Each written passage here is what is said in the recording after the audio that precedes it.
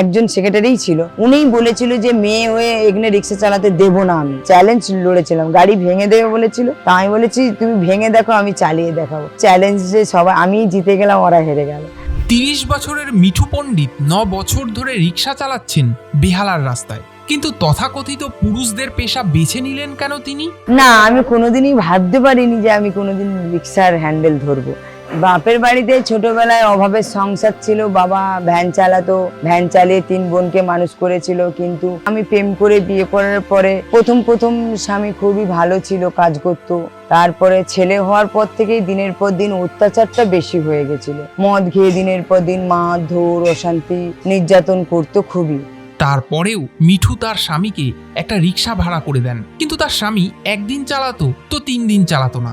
এদিকে রিক্সার ভাড়াও দিতে হবে, ছোট ছেলে আর মেয়েটাকে খাওয়াতেও হবে। তখন সেই ভাড়ার রিক্সা নিয়েই বেরিয়ে পড়লেন এই জেদি মা। কিন্তু তারপর শুরু হলো আরো বড় অগ্নি পরীক্ষা।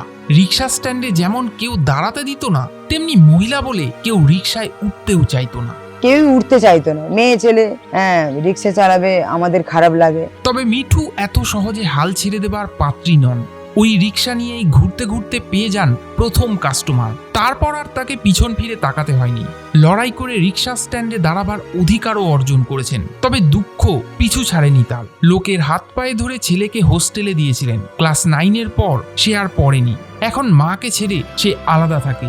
মেয়েটাকে মানুষ করাই এখন তার জীবনের লক্ষ্য, কিন্তু সেখানেও আসতে চলেছে বড় আঘাত। আমি যে গাড়িটা চালাই, সে গাড়িটা আর 1 বছরের মতো হয়তো চালাতে পারবো, কারণ ডাক্তার বলেছে আমার হাঁটুর কন্ডিশন খুব ভালো নেই। এত বছর ধরে গাড়ি চালাচ্ছি তো, সেই জন্য আমি চাইবো একটা আমাকে আপনারা সবাই মিলে একটু সাহায্য সহযোগিতা করে দেবেন। একটু দেনার মধ্যেও আছি, ছেলে আমায় দেখে না, মেয়েকে আমাকে পড়াশোনা করাতে হয়, হোস্টেলে টাকা পাঠাতে হয়। সেই জন্য আমি চাইবো একটা টোটোর একটা ব্যবস্থা করে দিলে খুব ভালো হয়। টোটোটার দাম 1,40,000 টাকা দাম পড়ে। আপনারা সবাই মিলে যদি কিছু কিছু করে সাহায্য করেন, তাহলে আমার ভবিষ্যৎটা কেটে যাবে। খেটে খুঁটে তাহলে আমি মেয়েটাকে একটু পড়াশুনো করে নিজের পায়ে দাঁড়াতে পারবো।